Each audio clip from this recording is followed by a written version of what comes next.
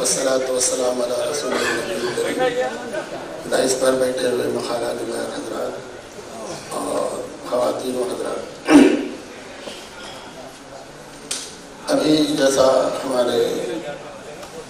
زبیر صاحب نے بار بار وقت کی تنگی کا احساس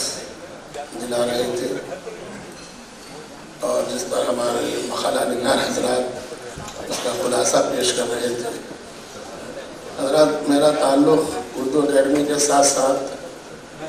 دارالعلوم حیدرآباد جامعہ اسلامیہ دارالعلوم حیدرآباد سے بھی رہا ہے، اور یہ صدارت جو دی جاتی ہے تو پہلا جب خطبہ پڑھا گیا تو اس میں میرے مخالے کی تقریباً تمام چیزوں کو انہوں نے احاطہ کر لیا تھا۔ پھر میں چاہ رہا تھا کہ بھئی دوسرا خطبہ جو شروع ہونے سے پہلے دوسرے موضوع پر بولوں، تو دوسرے مخالہ نگار صاحب نے وہ بھی پڑھ دیا۔ اس طرح ایک کے بعد دیگرے جو باتیں ذہن میں آ رہی تھی تقریر سننے کے بعد وہ باتیں ان لوگوں نے بیان کر دی۔ ایک بات جو مدارس کے سلسلے میں تفصیل سے آئی ہے، ایک بات یہ میں عرض کرنا چاہ رہا ہوں کہ ہمارے مدارس میں استفتاء بھی آتا ہے اور فتویٰ بھی دیا جاتا ہے، تو فتاویٰ جو دیتے ہیں وہ ہمارے مدرسے کے صدر مفتی صاحب دیتے ہیں، اور دوسرے مفتی صاحبان اس پر الجواب الصحیح لکھ کر وہ فتویٰ دے دیتے ہیں۔ تو اسی طرح سے جتنے مقالے پڑھے گئے ہیں، میں وقت کی تنگی کے پیش نظر یہ کہہ سکتا ہوں کہ تمام مقالے الجواب الصحیح ہیں۔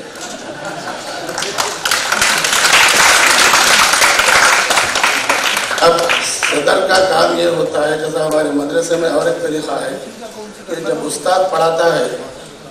تو اس کے بعد ایک طالب علم اس کی تکرار بھی کراتا ہے۔ میں یہ چاہ رہا تھا کہ ان مخالہ نگاروں کے جو الفاظ ہیں اس میں سے بعض نوٹ میں کیا تھا، لیکن وہ کام بھی ہمارے زبیر صاحب نے کر دیا۔ ہر مقرر کی تقریر کے بعد انہوں نے جو خاص باتیں تھیں وہ بیان کر دی، تو اب میں جو ہے تکرار بھی نہیں کر سکتا۔ بہرحال دو چار باتیں میں آپ کے سامنے، میں چونکہ اردو اکیڈمی کا چیئرمین بھی رہا ہوں تو دینی مدارس کے جو تفصیلات آپ نے سماعت کی، تو جب میں اس سے پہلے بھی پورے متحدہ آندھرا پردیش کا چیئرمین رہا ہوں تو اس وقت میں نے دینی مدارس کو کمپیوٹرز جو ہے تقسیم کیے تھے۔ تقریباً ہر بڑے مدرسے کو، پورے آندھرا پردیش کے مدارس جو طالبات کے ہوں یا طلباء کے ہوں، اور کمپیوٹرز جو تقسیم کیے تھے تاکہ وہ اردو کے فروغ کے سلسلے میں مزید جو ہے کام کو آگے بڑھا سکیں۔ دوسرا ایک کام آؤ اردو سیکھیں، جو لوگ اردو نہیں پڑھتے تھے یا نہیں سیکھ رہے تھے ان کو ای ٹی وی اردو پر میں نے ایک آؤ پروگرام جو ہے چلایا تھا، اور اس کے جو استاد محترم ہمارے پروفیسر مظفر شہمیری صاحب یہاں پر تشریف فرما ہے، 3 سال تک وہ پروگرام روزانہ صبح آدھا گھنٹہ شام آدھا گھنٹہ چلا، اور 52 ممالک میں اس پروگرام کو دیکھا گیا۔ اور یہ ان کا حسن اخلاق ہے کہ جب آندھرا پردیش میں عبدالحق یونیورسٹی کا قیام آیا، عمل میں آیا، تو ان کو اس پروگرام کو دیکھنے کے بعد ان کو وہاں کا وائس چانسلر بنایا گیا، اور انہوں نے اس بات کو اپنے اعلیٰ ظرفی کے ساتھ قبول بھی کیا کہ اس پروگرام کی وجہ سے میں پروفیسر سے وائس چانسلر بنا۔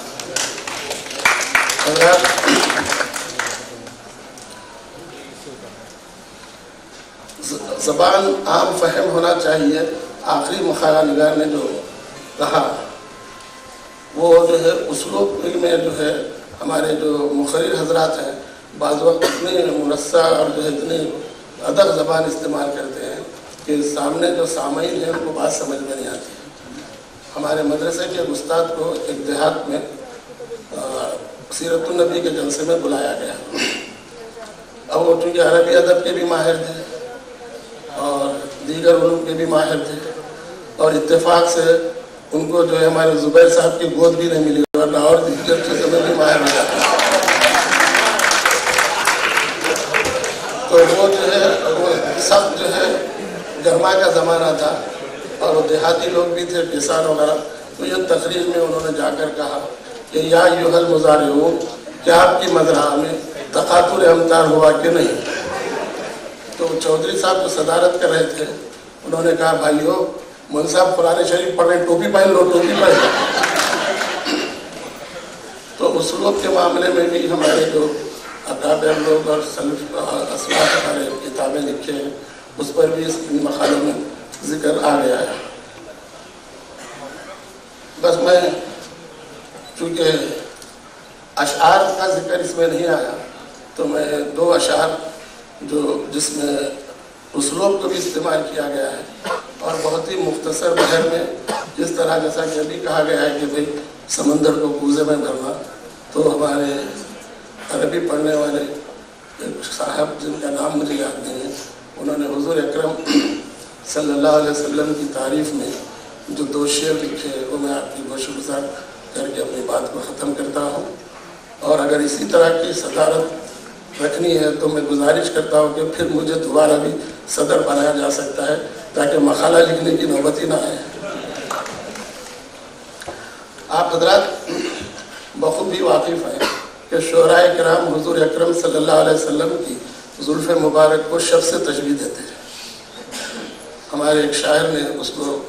کس طرح بیان کیا ہے، ملاحظہ فرمائیے۔ جیسا قرآن پاک میں ہے کہ رخ انور والدعا زلف معمر واللیل اذا سجا، رفتار سبحان الذی اسرا، گفتار وما ینطق عن الہوی ان هو الا وحی یوحی، دست حق پرست وما رمیتا۔ اس طرح سے حضور کی تعریف آئی ہے۔ انہوں نے کتنا اچھے انداز سے اس کو استعمال کیا ہے کہ حرف تخفیف ابس حرف جلی کے آگے، حرف